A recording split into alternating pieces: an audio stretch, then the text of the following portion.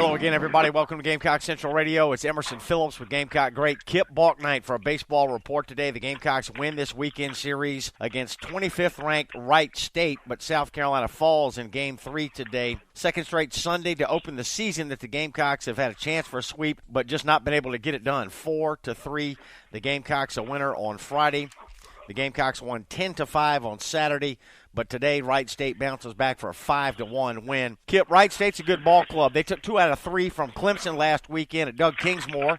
They got into the top 25 in one of the major national polls this week, and we knew they were a good ball club coming in. So a solid series win, but I think disappointing again that the Gamecocks were not able to come away with the sweep. Yeah, absolutely, Emerson. It was still a good weekend for South Carolina baseball, and I do think that if you look back at Wright State 2 weeks ago, if you just told them they went 3-3 against Clemson in South Carolina on the road, I don't think anybody would have believed you. So that does tell you the quality of baseball that they are able to play.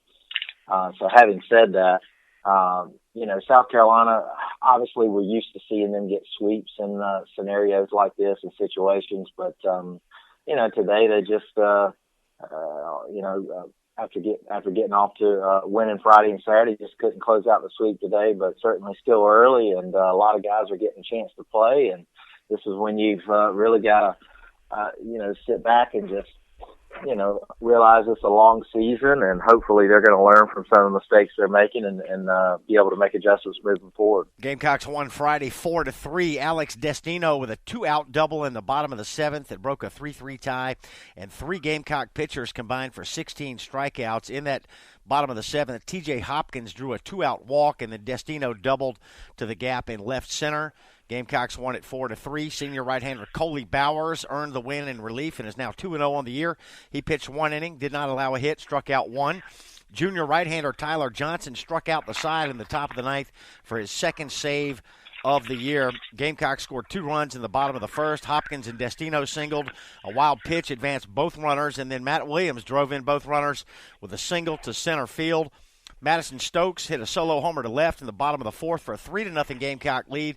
It was Stokes' first homer of the season and second of his career, but a dropped pop-up led to 3 unearned runs for Wright State in the 5th, but Carolina would hang on to win it 4-3. Junior right-hander Clark Schmidt got a no decision with 6 1/3 innings of work, 11 strikeouts, tied a career high, 3 unearned runs on 4 hits, and 1 walk for Clark Schmidt. It was Matt Williams' first multi-RBI game of his career. And then the Gamecocks came back on Saturday with a 10-5 win. Junior right-hander Will Crow struck out 9 in 6 1/3 innings, and junior catcher Hunter Taylor went 3 for 5 at the plate with 2 doubles. Crowd on Saturday, 8,007. Will Crow now 2-0 on the year, 6 1/3 innings of work, allowed 4 hits and 1 run, struck out 9 and walked 1. And the Gamecocks tied a season high with 11 hits. 4 times this year the Gamecocks have had 11 hits in a ball game. 3-run bottom of the 1st for South Carolina. Jacob Olson with a 2-out, 3-run double to left. Gamecocks had loaded the bases, and Olson cleared them with 2 outs in the inning with that double. Jonah Bride with an RBI ground out in the 4th to score Olson to make it 4-0. And then the Gamecocks scored 6 more in the bottom of the 6th to take a 10-0 lead. Danny Blair with a squeeze bunt that scored Taylor, and then Matt Williams a 2-run single to right. Williams with a 5-game hit streak at that point, and Blair had reached safely in the first 7 games of the year. This was through Saturday's contest. Brandon Murray, Sawyer Bridges, and Josh Reagan closed out the game, and that set the stage for today. Chad Holbrook ejected today. The Gamecocks took a 1-0 lead in the bottom of the 2nd. Bride singled and drove in L.T. Tolbert. Bride was the only Gamecock in the game with multiple hits. He was 2 for 3 with a walk. But then in the top of the 3rd, Wright State leadoff hitter Matt Morrow hit his first home run of the season to give the Raiders a 2-1 lead. And Wright State would add a run in the top of the 5th. And then in the bottom of the 5th, a couple of controversial plays involving the first base umpire. And Holbrook sprinted out of the Gamecock dugout. He was red-faced, Kip, and he got tossed out of the ball game. And Wright State would go on to add 2 more runs in the 7th. And South Carolina falls 5-1. So Holbrook stood up for his team today. A couple of controversial calls at first. And Chad didn't like what he saw, and he got tossed out of the ball game. Well, I mean, it's one thing we know as Gamecock fans, and certainly former player. I know Coach Tanner always had the players' backs, and Coach Holbrook has their player backs as well, and that's just very important. And those calls certainly didn't cost South Carolina the game. There were definitely a little bit of a momentum shift in the game. But bottom line is South Carolina's bats just weren't good enough. I mean, the lefty that started for Wright State today was outstanding. He was throwing his fastball glove side into righties that was just absolutely dominant. And the hitters were just never able to make an adjustment. I think if they would have been able to, if they look back at film, I think they'll look back and go, gosh, I really could have probably cheated and try to hit some balls to left field. And because he really never established arm side, away to righties. He just never did that. He was pitching on one side of the plate, but he certainly did it very, very effectively. And Wright State comes out with a victory today. Gamecocks 3 for 16 with runners on base today and 2 for 8 with runners in scoring position. So a 5-1 Wright State win in Game 3 of this series. 5 runs, 8 hits, 1 error for Wright State. 1 run, 8 hits, 2 errors for South Carolina. Give you the pitching lines for the Gamecocks here. Adam Hill took the loss. He was 7-0 last year. He's now 0-2, but not a bad outing. 5 innings of work. Gave up 3 runs on 3 hits. 2 of them were earned. 6 strikeouts and 2 walks for Hill. Reed Scott worked 2 2/3, allowed 5 hits and 2 earned runs, struck out 3 and walked 2. And Coley Bowers, who's gotten a lot of work early in the season here for the Gamecocks, worked the final inning and a third, did not allow a hit, struck out 2 and walked 1. So, Kip, assess the Gamecock pitching staff. We talked about how strong the starting staff would be, the weekend starters in particular.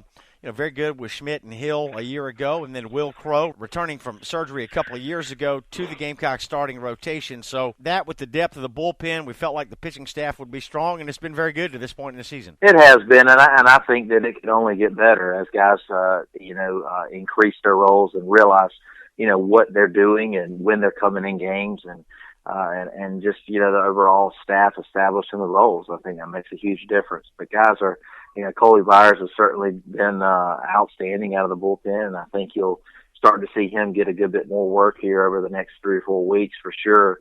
And it's great. It's great to have a guy like that step up and do well. He's certainly a great athlete from a hometown here in Lexington, South Carolina. So it's great to see a local guy be successful. And starting pitching has certainly been very, very good as well. So, South Carolina, that's definitely got to be the strength of their team is pitching and defense, and hopefully timely hitting can lead them. But it's certainly going to be a tough coming up week here in the near future. All right, the Gamecocks are 5-3, Wright State 3-3 after playing at Clemson and at South Carolina. So not a bad start for them. And the Gamecocks with 10 games left before the start of conference play. We're going to talk more about that in just a moment. Gamecock great Kip Bouknight is with us here on Gamecock Central Radio, and I'm Emerson Phillips, and we invite you to download the Gamecock Central Radio app. We've got this free phone app that allows you to listen to our podcast on your cell phone. The app is free. Our podcasts are free. All you got to do is download the app. It's on the App Store and on Google Play. Then you can subscribe to our podcast on iTunes, SoundCloud, and other popular services, or just visit radio.GamecockCentral.com. So, Kip, the Gamecocks back at it on Tuesday this week, and just 2 weekend series left before we get into SEC play. So it's Tuesday at 4 o'clock, home game against App State. And that will set the stage for next weekend series against Clemson Friday at Doug Kingsmore in Tigertown. Then the 2 teams will move over to Greenville to play at Floor Field Saturday at 1. And then Clemson comes to Columbia for the 3rd game, 1:30 start at Founders Park on Sunday. So, first things first, Kip, App State on Tuesday, but everybody in the Palmetto State fired up for the Carolina-Clemson series coming up. Yeah, it's amazing how quickly it gets here. And I tell you, it looks like it's going to be good weather in the 10-day forecast, so that's outstanding. I mean, it's just a great, not only in-state rivalry, but arguably one of the best, if not the best, rivalries in all of college baseball. So South Carolina certainly needs to be prepared to play on Tuesday against App State and, get back to hopefully getting some, get the bats going a little bit and getting some other guys some playing time. But then come Friday, Saturday, Sunday, it's certainly going to be a fun series. And, especially with Monty Lee, coaching now at Clemson, it's pretty special. So South Carolina's, got a great opportunity to play some big time baseball, and it's coming up here soon. And like you said, it's SEC play in 2 weeks. So the bulk of the season is definitely going to be here before you know it.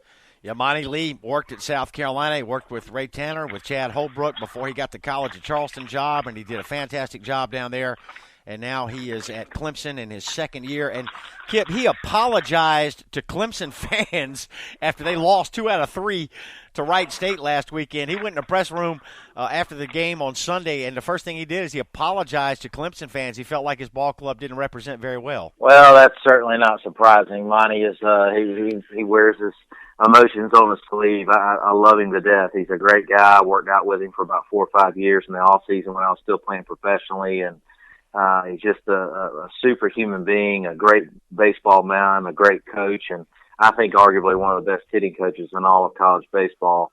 But I'm sure he was disappointed. I mean, but Wright State's obviously a pretty good ball club. You don't win 3 games against South Carolina and Clemson in a matter of 2 weeks and not be pretty daggum good. So, I certainly think it's going to be a very, very tough series for South Carolina. And, I think if whoever can win that series, it certainly gives them a catapult for the rest of the season.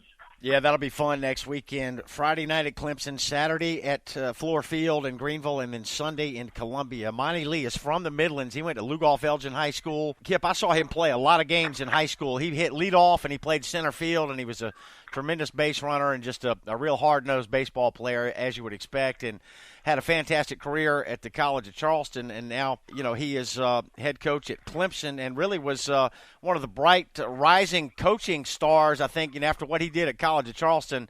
They went to Gainesville and beat Florida in a regional during his time in Charleston, so a lot of connections between Monty Lee and the Gamecock program, and this rivalry, like you said, maybe the best in the country. Some of the Texas schools might debate that, but I don't know that there's a better rivalry than South Carolina and Clemson. You certainly know about that firsthand. Yeah, it is. I mean, it's like I said, it's a great rivalry. I think it's great for the state. I think it's great for, it's kind of like football. I mean, when Spurrier had the Gamecocks playing really, really well in those 3 or 4 years in a row, it's fun to see South Carolina and Clemson in the major sports be ranked nationally. And those games really mean something, not just in the state of South Carolina, but obviously in the SEC, the ACC, as well as nationally. And I think we've seen that now out of South Carolina and Clemson baseball. So that's really exciting. It's fun to see that. It's certainly not going to be an empty seat, and hopefully we'll have great weather and some great games this coming weekend. So we've got Tuesday, App State at home for South Carolina, then 3 with Clemson, and then after that it'll be a Tuesday game against the Citadel, Wednesday against Winthrop, and then 3 against Michigan State before a midweek game against Furman, and then we're into SEC play against Tennessee. So overall thoughts on the team to this point, what have we really learned about Gamecock baseball before we wrap it up today, Kip? Well, really and truly, I think the only way South Carolina would be 1 game better than 5-3, or maybe 2 games better, is if the pitching was just better than advertised. I really think the pitching has done a pretty solid job. Defense has been a couple miscues here and there, but offensively, honestly, it's kind of what I expected. I haven't seen the consistency with this team. I am a little bit concerned about being able to pitch around, a couple guys, especially Destino, when they get to the SEC, and we'll see how that works out in Clemson, in the Clemson series. I think that'll be a big test for South Carolina bats, and I think this team's definitely going to have to scrap and hit and run and steal some bases potentially, and get some timely hitting, because I just don't know if they're going to be able to sit back and wait on the 2 or 3 run homer. But not that Holbrook's going to do that. I don't think that's really his style, but he doesn't have that team right now to be able to kind of do that. So hopefully the guys can start swinging a little bit. I'm certainly know they're working on it in practice, and it's a long season. It's only been 8 games, so there's certainly not time for the panic button. Kip, we appreciate your time, especially on this Sunday. We look forward to talking with you again this week. Thanks very much. Yes, sir. Thank you. Go Cox. That's Kip Bouknight, Gamecock great, and I'm Emerson Phillips. We'll come back on Gamecock Central Radio. We'll talk about Tuesday's game with App State, and we will preview South Carolina and Clemson. Coming up later in the week here on Gamecock Central Radio. Thanks for joining us.